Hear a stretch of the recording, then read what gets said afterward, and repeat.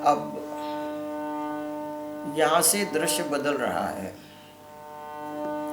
तो थोड़ा सा राम नाम ले लें, एक आधा मिनट, फिर हम आगे चलते हैं मिथिला की ओर। कैसे राम जाते हैं मिथिला की ओर।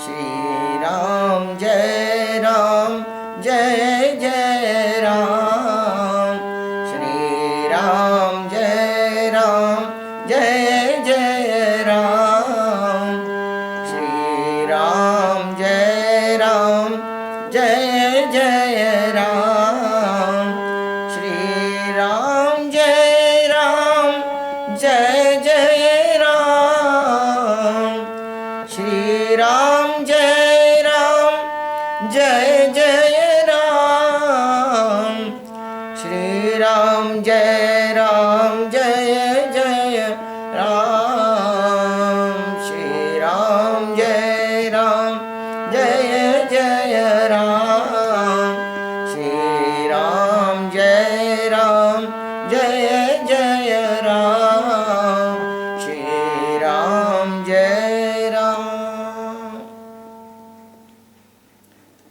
अब आप देखिए,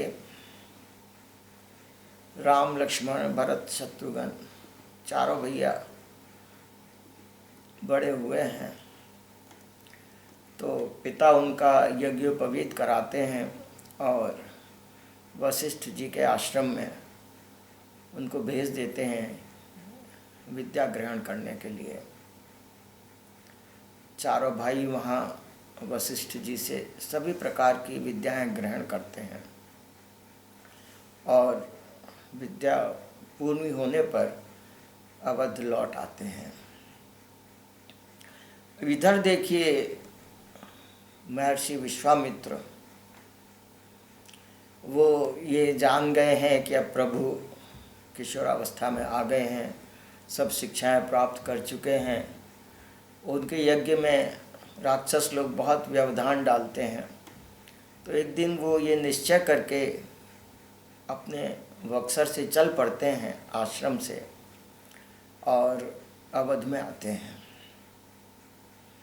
महाराजा दशरथ को पता लगता है कि विश्वामित्र आए हैं, तो आगे आकर के वो उनका आदर करते हैं, उनके चरणों में प्रणाम करते हैं और उनको लाकर अपने सिंहासन पर बिठाते हैं।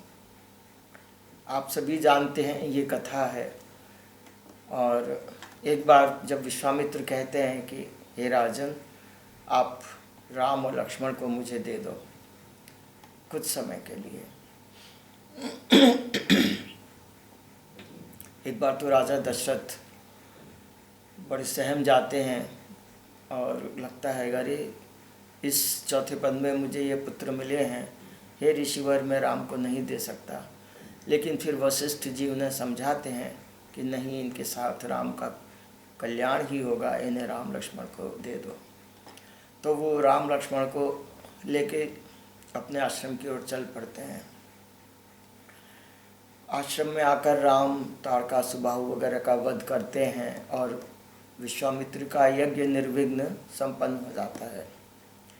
अब यहाँ एक बड़ी बात यह है कि विश्वामित्र भी राम को अनेक प्रकार के अमोघ अस्त्र शस्त्र प्रदान करते हैं और फिर राम से कहते हैं चलो हम मिथिला चलते हैं।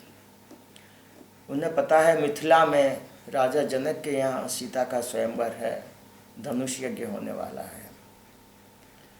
तो राम जब वहाँ से चलते हैं उनके साथ, तो रास्ते में अहिल्या पर कृपा करते हैं राम, और अहिल्या गौतम की पत्नी राम की कृपा से अपनी जड़ता से मुक्त हो जाती है। और इस प्रकार से राम लक्ष्मण और विश्वामित्र मिथिला नगरी पहुँचते हैं। मिथिला नगरी में उनको पता लगता है राजा जनक जी को, तो बड़ा उनका अत्यंत भाव भरा स्वागत करते हैं और वो राम लक्ष्मण को देख करके बड़े प्रसन्न होते हैं और फिर उनकी सुंदर सी व्यवस्था भी करा देते हैं उनके ठहरने की। और बाद में फिर उनको बताते हैं कि सीता स्वयंवर है, आप वहाँ पधारिए। अब सीता स्वयंवर हो रहा है और घोषणा कर दी गई है कि जो शिव जी के धनुष की प्रत्यंचा चढ़ा देगा उसको सीता का विवाह किया जाएगा उसके साथ। वहाँ बड़े बड़े राजा, बड़े बड़े वीर, यहाँ तक कि रावण भी, ऐसा कहते हैं सब, रावण भी हार गया लेकिन वो शिव जी के धनुष को 1 इंच भी नहीं हिला सका। तब विश्वामित्र राम से कहते हैं कि उठो राम, अब तुम इस धनुष को भंग करो। राजा जनक के मन में बड़ा परिताप हो रहा है कि अरे ये सारी पृथ्वी तो वीर विहीन हो गई, कोई भी ऐसा वीर नहीं जो शिव जी के धनुष की प्रत्यंचा चढ़ा दे। अब प्रत्यंचा चढ़ाना तो दूर, कोई 1 इंच हिला भी नहीं सका। तब फिर राम धीरे धीरे गुरु की आज्ञा पाकर धनुष के निकट आते हैं और सहज ही वो धनुष की प्रत्यंचा चढ़ा देते हैं और धनुष उठाते हैं तो धनुष टूट जाता है, उसके टुकड़े यहाँ वहाँ बिखर जाते हैं। अब आप आगे का दृश्य देखिए।